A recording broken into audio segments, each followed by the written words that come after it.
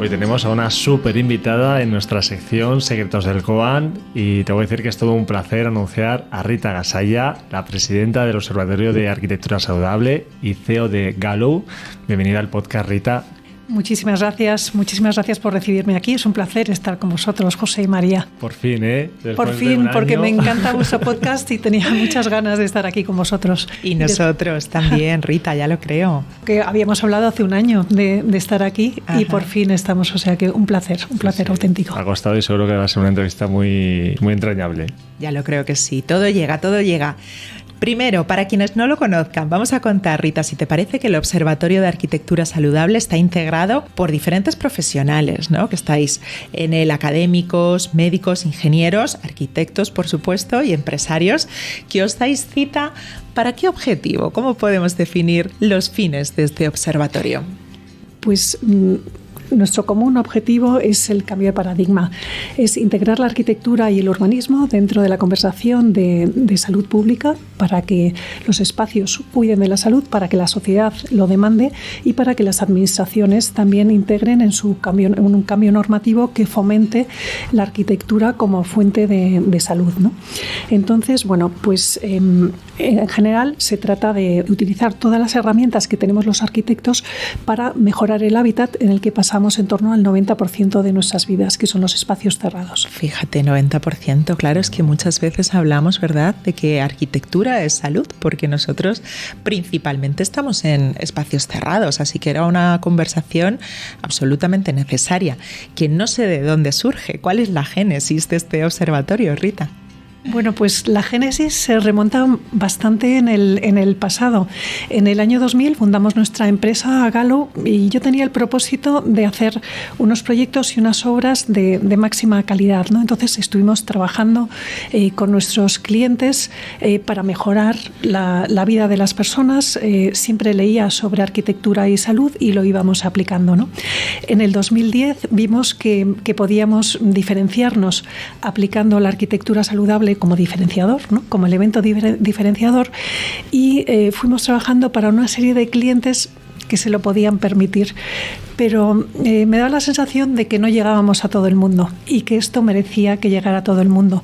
Entonces vimos que había una serie de indicadores que sí que podían ser democratizables, que podían ser al alcance de todos y que merecían la pena ser difundidos. Y ahí empezamos a trazar el proyecto del Observatorio de Arquitectura Saludable y que nació por fin en el 2020 durante la pandemia.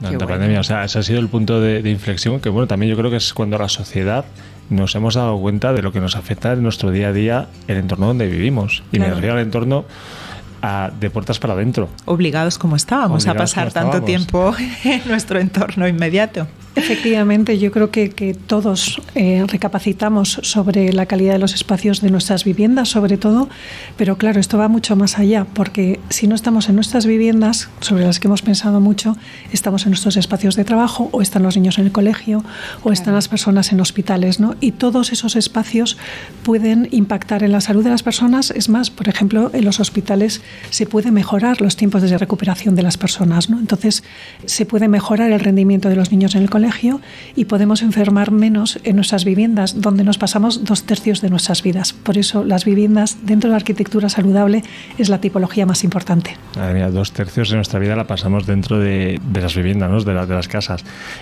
¿Cuáles son los déficits, a tu criterio, que estos espacios cerrados tienen y que nos repercuten directamente en nuestra salud, Rita? Bueno, pues primero, lo más importante es la calidad del aire. Todos nos preocupamos en general por la calidad del aire de nuestras ciudades, pero a lo mejor no pensamos que de promedio nuestras viviendas están entre 2 y 5 veces más contaminado el aire de lo que está en el exterior. ¿De verdad? Sí. Estoy alucinando con este dato. No se me hubiera ocurrido. Ese es el promedio estadístico. Hay, por supuesto, excepciones de mejora donde se han hecho intervenciones precisamente preocupados por la salud de las personas, pero precisamente en las viviendas es donde menos se ventila y con menos método, y por eso el aire está en peores condiciones. Y bueno, y la calidad del aire influye influye, entre otras, en nuestras capacidades cognitivas. Los niños que tienen a lo mejor una mejor calidad de aire en sus casas estudian mejor, y se habla de hasta un 11% de mejora en nuestras capacidades cognitivas si tenemos una buena calidad del aire. Por eso el aire es tan importante.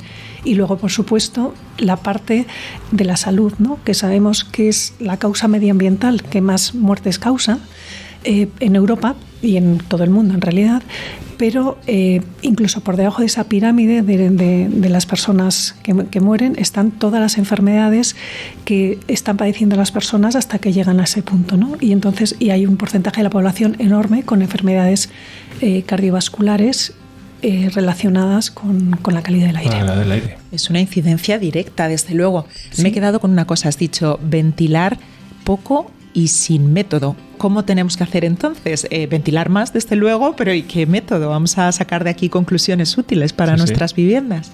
Bueno, si no tenemos una instalación para ventilación automática con un sistema que idealmente sería pues de doble flujo con intercambiador de calor, etcétera, bueno, que sería como el objetivo a conseguir. Si no tuviéramos eso, debemos abrir las ventanas sobre todo a primera hora de la mañana, que es cuando el aire de la calle está más limpio, pero no estaría de más que ahora con la pandemia, que se ha democratizado mucho el uso de los medidores de la calidad del aire, cuando veamos que el índice de dióxido de carbono ha subido mucho, pues que abramos la ventana y ventilemos. Te puedo contar un caso particular en mi casa, que, bueno, igual mi hijo me mata. Seguro que no, que está encantado de compartir esto que va a ser útil para todos. Sí, no conseguía que ventilara la ventana, a pesar de a lo que me dedico, la arquitectura saludable, no conseguía que abriera la ventana, se encerraba. Bueno, pues y mi casa, bueno, pues tiene una serie de años y en aquel entonces no había estos sistemas de cuando hice la reforma, no había estos sistemas tan buenos, ¿no? Entonces le puse un aparato para medir el dióxido de carbono. Y ahora es que duerme toda la noche con la ventana abierta. Da igual la temperatura que haga. A tope, claro. Sí, al ver la cantidad de dióxido de carbono que estaba respirando, claro, y que es perjudicial. Sí, sí, y se encuentra muchísimo mejor, con lo cual y duerme mejor. O sea, que ha repercutido en su bienestar de una manera, pues, bueno, que me satisface muchísimo. Y con algo tan sencillo como abrir la ventana. Bueno, en el bienestar de su hijo y en el mío, porque yo después de esta entrevista, con lo friolera que soy, abro muy poquito la ventana, la voy a empezar a abrir más rato. Pues nada, trátate bien, saca la cabecita, que se está fenomenal, y estarás, y si puedes dejarla un poquito abierta, estaría muy bien. Y bueno, y por contar también alguna otra cosa más, ¿no? O sea, por ejemplo, la exposición a muchos tóxicos ambientales, que lo cuidamos muchísimo en la arquitectura saludable, afecta sobre todo a los niños, porque los niños todavía no tienen desarrollados los sistemas para eliminación y defensa de los tóxicos como lo tenemos los adultos, ¿no? Y bueno, y voy a acudir a un dato que tengo aquí escrito, que es que las malas condiciones de la vivienda aumentan el riesgo de sufrir enfermedades graves o discapacidades durante la primera infancia y los primeros años de la edad adulta en un 25%. Es un dato que realmente es muy relevante y creo que nos traslada la importancia de este asunto para todos nosotros. ¿Y cuáles son, Rita, esos tóxicos que están en el aire a los cuales son más vulnerables los niños?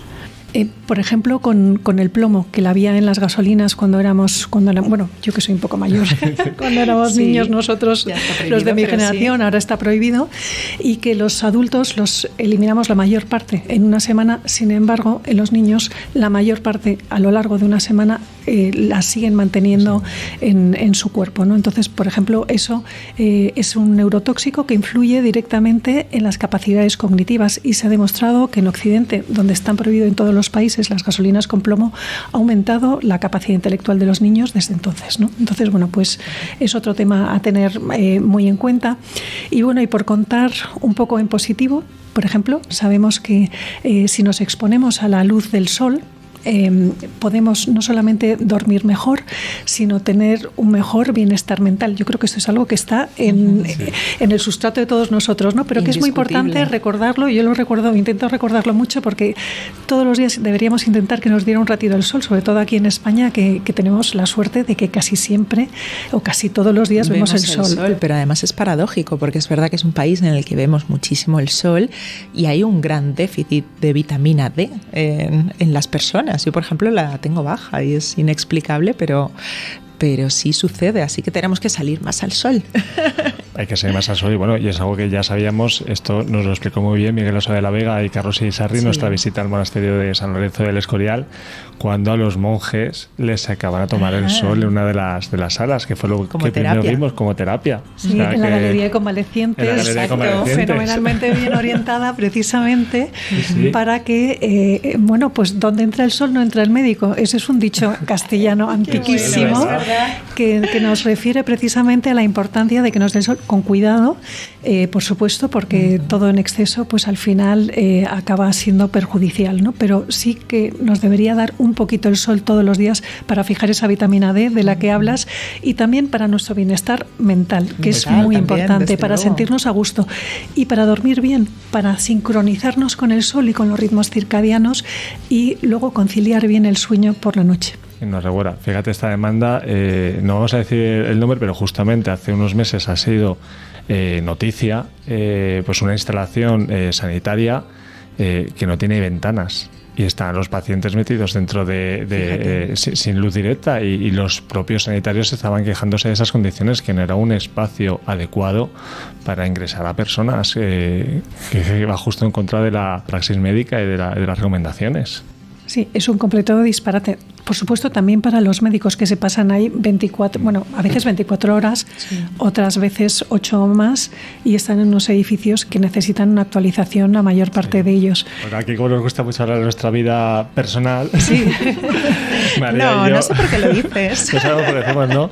María y yo hemos vivido esa carencia de sol precisamente en la pandemia, en la que pues yo necesitaba salir 2 veces a hacer la compra durante el confinamiento, porque vivía en un primero interior de lavapiés en el que no veía el sol directo en ningún momento de todo el día. Entonces, igual que me pasaba a mí en mi interior primero de Malasaña, que siempre hacíamos videollamadas y acusábamos esto.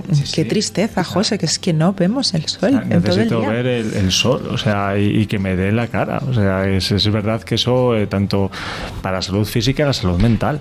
Completamente. O sea, es que están interrelacionadas. Ese binomio que había antes, yo creo que ya está completamente borrado. Pues si la cabeza va por un lado, el cuerpo normalmente también va por ahí, ¿no? Bueno, pues siguiendo con lo que comentas de experiencias, yo tengo una experiencia también personal muy interesante, que un poco que viene al caso en este asunto, y es que mi marido con la pandemia estuvo en la UCI malísimo, no salía adelante por COVID, sí, y estaba en un espacio cerrado, sin ventanas y con los focos justamente delante de los ojos 24/7. Te estarías poniendo mala de verlo así, claro, de saberlo así. Yo no podía ir allí porque yo también tenía COVID, o sea, entonces yo no podía ir a verle, aunque ya era una época en que se podía visitar a los enfermos, porque ya era el 21, yo no podía porque yo también lo tenía, ¿no? Aunque no me fue tan mal. Y resulta que le cambiaron a una UCI que sí tenía una ventana, que era una habitacioncita aparte que tenía ventana. Y el día anterior me habían llamado los médicos para decirme que habían acabado con todos los protocolos y que se iban a reunir al día siguiente para ver qué hacían. Le cambiaron de habitación porque se quedó libre a un espacio de UCI con ventana. Coincidió ese cambio de protocolo que no estaba escrito, que era el cuarto, y empezó a mejorar. Se me han puesto los pelos de punta. Me ha recorrido un escalofrío. Pues hasta ese punto, a mí eso me impresiona, no sé, claro. Lógicamente en ciencia les gusta mucho saber cuánto interviene la praxis médica del cambio de protocolo y cuánto el estar en un espacio mucho más adecuado para la mejora de un enfermo, que se pudiera oscurecer por la noche y que pudiera haber un jardín como tenía a la vista de esa habitación de la UCI. Pero aunque no tenemos los resultados, no los tendremos nunca de ese tipo de cosas, porque siempre hay varios factores, pero a mí me gusta considerar que uno de los grandes factores ha sido que él se encontraba mucho mejor mentalmente al poder ver el exterior, y él así lo cuenta. Desde luego, los porcentajes no importan tanto aquí, sino la evidencia de que eso influyó directamente en su mejora. Estoy maravillado como una arquitecta está hablando de salud y de temas de salud tan importantes y tan relevantes. O sea, para todos. Que para ver cómo puede puede influir pues en algo que es tan básico para nosotros, que es nuestra salud, nunca mejor dicho, desde otros ámbitos que no es el propiamente sanitario, o sea, claro, con médicos y con enfermeras. Y por eso mismo trabajáis profesionales de distintas disciplinas, ¿no? Como decíamos al principio, ¿con qué tipo de actividades, Rita, para concienciar sobre todo esto que estamos hablando, todos estos indicadores necesarios para la salud? Bueno, pues como dices, somos muy transversales. O sea, dentro del observatorio está la industria, por supuesto, porque los arquitectos necesitamos a la industria para que haga productos naturales y saludables para que los podamos prescribir, ¿no? Que podamos elegir entre una variedad grande de productos que beneficien a la salud y de instalaciones. Y tenemos también a especialistas y arquitectos, por supuesto, porque esta es una conversación liderada por arquitectos y así tiene que ser, ¿no? Porque los arquitectos somos un agente social de primer orden, ¿no? Sí. Y así debe ser, ¿no? Y podemos impactar en la salud de las personas. Entonces, ¿qué tipo de cosas hacemos? Pues, en primer lugar, recabamos información e informes relevantes, los analizamos y los ponemos, seleccionamos y los ponemos a disposición de la comunidad. Hacemos trabajo de investigación a través de unos barómetros donde tomamos un poco la temperatura de cómo están de saludables los edificios en España por tipologías. O sea, por una parte hacemos en este momento, estamos trabajando el de viviendas, hemos sacado ya el de espacios de trabajo saludables, que es nuestra especialidad en Gallup y por eso lo hicimos el primero, porque era en el que creíamos que íbamos a sentar las bases para los siguientes. Y seguiremos con todo el resto de las tipologías. Y hacemos una labor de difusión muy importante, tanto en redes sociales, en las que os vemos a vosotros y os seguimos y apreciamos vuestro apoyo. Nos seguimos mutuamente. Y también, en todos los medios escritos y visuales y en la radio, televisión, en todos los sitios donde quieran escucharnos, ahí vamos, lo contamos porque creemos que es algo en lo que realmente podemos influir muy positivamente en la vida de las personas y por eso estamos todos los socios muy ilusionados con trabajar en esto y con impulsarlo. Yo creo que una forma también de concienciar, y no sé si la pregunta es muy pertinente o no, ¿cuánto cuesta más tener una vivienda saludable y cuánto cuesta menos tener una vivienda que no cuida estas cuestiones? No me refiero solo a lo que te cuesta a ti como ciudadano. Pues a lo mejor es un 10% más, un 15% más, a lo mejor el coste es el mismo, pero a la larga, ¿cuánto nos cuesta a la sociedad? Porque al final el que la población no tenga buena salud, al erario público le cuesta mucho dinero, porque la sanidad es muy cara. Por eso trabajamos también a nivel institucional para contribuir a que la normativa vaya en esa dirección, para sensibilizar también a todas las administraciones con las que podemos trabajar para que impulsen esa normativa que proteja la salud de las personas en los edificios. Sin duda, una población más saludable en general no solamente es una cuestión personal de encontrarnos mejor para la sanidad pública, es un ahorro muy significativo. Yo creo que es una cuestión de interés nacional, sin ninguna duda. Ojalá se enfoque así, ojalá consigamos trasladar esta importancia a todos. Es verdad que es un poquito más caro, es más caro hacerlo, pero hay muchas cosas que no son más caras, que si se enfocan desde el concepto de la arquitectura, desde el proyecto de arquitectura, no tienen por qué ser más caras. Si enfocas un edificio con criterios de arquitectura y salud, puedes hacer seguir una serie de indicadores que faciliten que el edificio sea mucho más saludable, y luego hay otros, como son, por ejemplo, la calidad del aire, la luz, que a lo mejor sí que son un poco más caros y que sí que exigen una inversión mayor.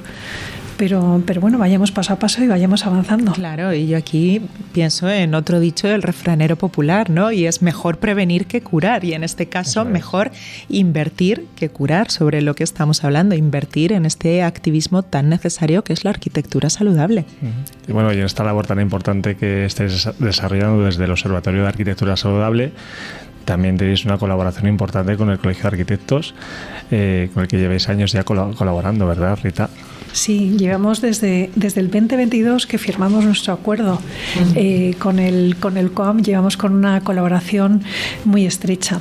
contar que desde nuestros nacimientos hemos ido estrechando alianzas con entidades esenciales y la más importante para nosotros es el Colegio de Arquitectos, porque como he dicho es una conversación que tiene que ser liderada por los arquitectos y con esta junta directiva hemos encontrado un apoyo enorme. Entre otras cosas, el decano Sigfrido Herráez está en la junta directiva como vicepresidente del Observatorio de Arquitectura Saludable desde el 2022, ¿no?, que firmamos nuestro acuerdo, y desde entonces pues le hemos dado muchísimo contenido.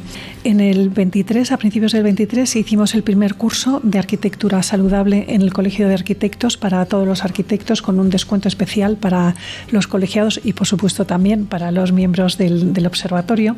El COAM ha sido el espacio clave en el que hemos desarrollado el primer Congreso de Arquitectura Saludable, que ha sido un evento a nivel nacional en el que han participado expertos, investigadores, científicos, la administración y, por supuesto, el Colegio de Arquitectos, precisamente para desarrollar esta conversación tan importante sobre la arquitectura saludable y hacer esa labor de difusión y trasladar las investigaciones últimas a la sociedad y al colectivo de arquitectos, ¿no? Y aprovecho para invitar al segundo Congreso de Arquitectura Saludable, al segundo Congreso Nacional de Arquitectura Saludable, que ya tenemos fecha. Será precisamente aquí, en esta casa, en el Colegio de Arquitectos, el 2 de octubre. Perfecto. Estáis invitados. Vamos anotando ya en la agenda, Por José. favor, reservaros la agenda, que yo creo que tenemos mucho que aportar en ese segundo Congreso y seguir avanzando en este sentido. Y también en el colegio hacemos jornadas monográficas sobre los distintos indicadores de arquitectura saludable, donde nos focalizamos muchísimo más en cada uno de los indicadores y ofrecemos también casos de éxito donde se explica el por qué funciona esto, ¿no? O sea, porque a todos nos gusta cuando aplicamos algo saber cuáles son las ventajas, ¿no? Entonces, una parte muy importante es cómo se hace y cómo se aplican esos indicadores, y otra parte es en qué redunda, cómo nos beneficia, ¿no?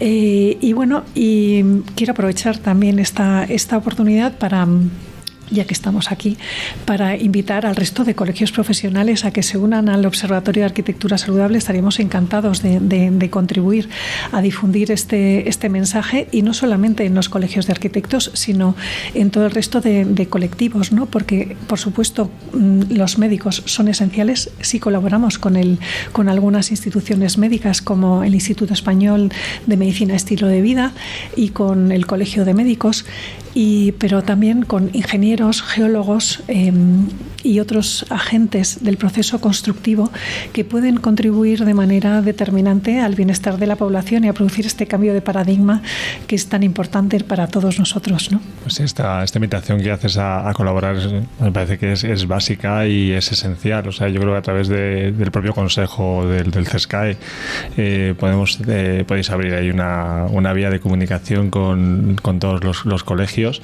porque como trabajamos en red, al final pues creo que es el camino a seguir, y con el resto de colegios profesionales a través de la Unión Interprofesional de la Comunidad de Madrid, que tenemos muchísima actividad compartida y colaboración y muy buena voluntad por parte de gente como nosotros, que tenemos esas ganas de aportar, ¿no? Y bueno, me ha encantado. Es una conversación en la que debemos estar todos. Debemos estar todos. Pues sí, el CESCAE está en la conversación, está precisamente en la Junta Directiva del Observatorio de Arquitectura Saludable apoyándonos y difundiendo todo este trabajo que estamos haciendo para todos los arquitectos y para toda la sociedad en general, porque creemos que todos salimos beneficiados con la arquitectura saludable y es bueno que se sepa y que se conozca. Pues nada, Rita, un placer tenerte en el podcast de Arquitectura Compasada.